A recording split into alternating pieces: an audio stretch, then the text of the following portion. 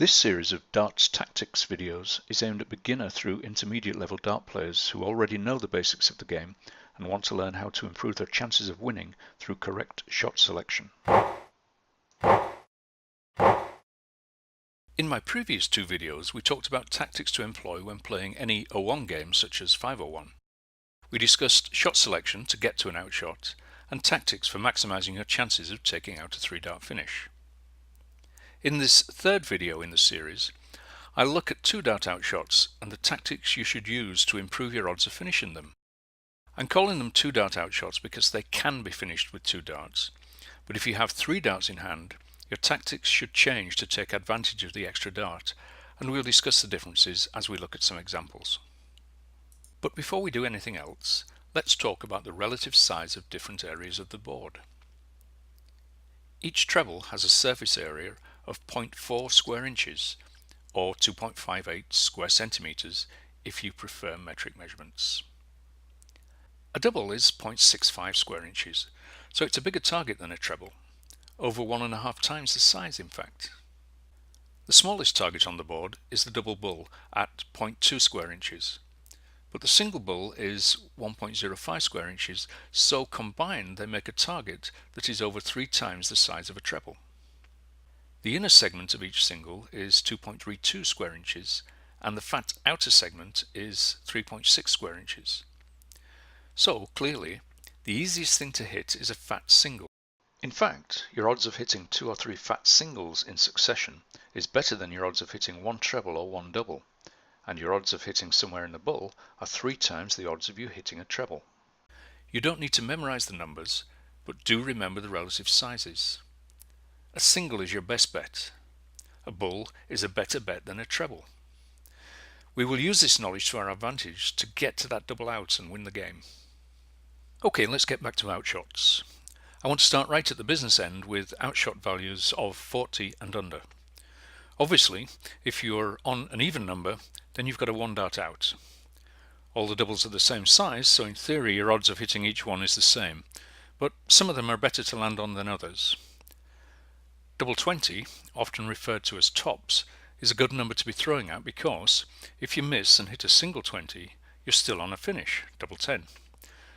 And if you hit the single 10, you're on double 5.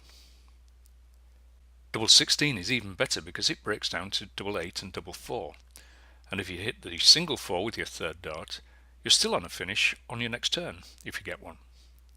In fact, it breaks down all the way to double 1, which is jokingly known as Madhouse.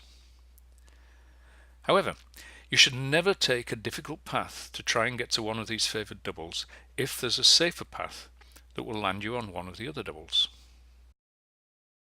If you're on an odd number under 40, then your first dart must be thrown to bring you down to a double. In most cases you can take advantage of the odd block, the group of 4 adjacent odd numbers 7, 19, 3 and 17. These are the finishes I recommend for the odd numbers 39 and below. Notice that everything down to and including 21 starts with a number in the odd block. I've shown 2 options for most of them. These are the options that leave an even numbered double out, and as we discussed above, even numbered doubles have an advantage if you miss and hit a single instead. But even hitting one of the other odd numbers in the odd block would still leave you on a finish. Take 37 as an example. If double 16 is your favourite double, you might be tempted to go for 5 to leave 32. But 5 has an even number on either side of it, so if you miss, you're not on a double. Instead, shoot between the fat 3 and the fat 17. You've got a huge 7.2 square inches of target, and either number will leave you on a double. On 19, you must be careful to avoid hitting the number 19 and busting your score, but you can still throw at the fat 317 target.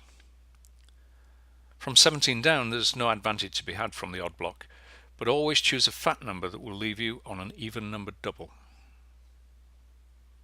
Now let's switch our attention to numbers above 40. I've reproduced the bottom part of the standard out chart that came with my dartboard. Well, actually the numbers 110, 107, 104 and 101 are shown as 3-dart combinations on the chart, but I've shown the 2-dart combinations for them. Everything else from 100 down is taken directly from the out chart.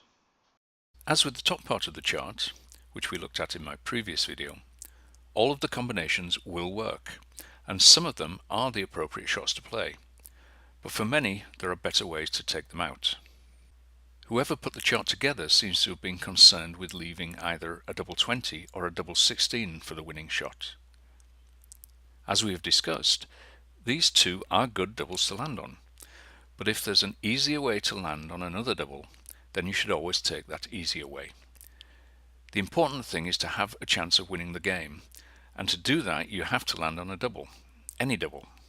So always maximize your chance of doing just that. The numbers 60 down to 41 can all be finished with a fat single and a double.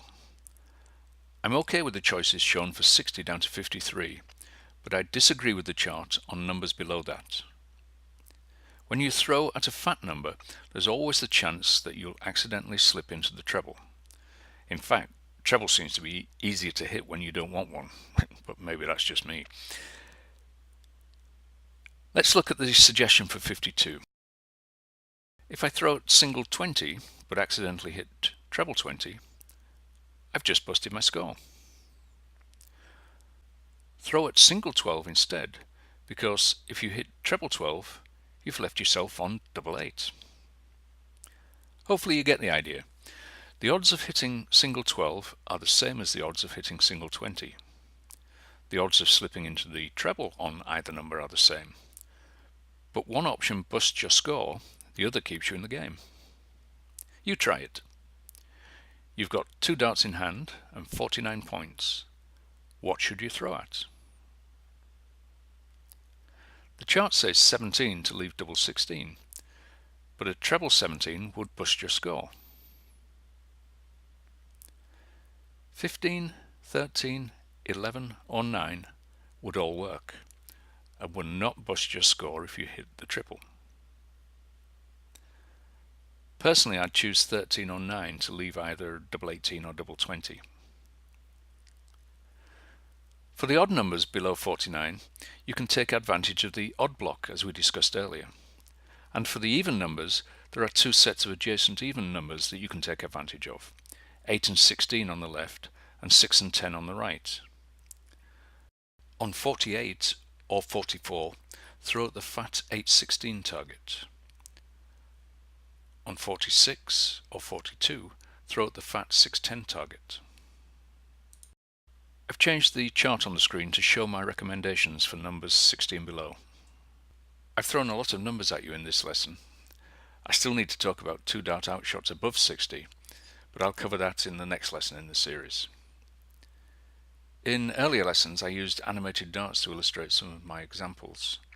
I didn't do that in this lesson because I didn't want the distraction. However, I do recommend that you now get on your practice board and start thinking through what we've discussed here. Try to take out each number from 60 down using the principles we've discussed. The shot selections I've provided here, marked in yellow, are not the only options.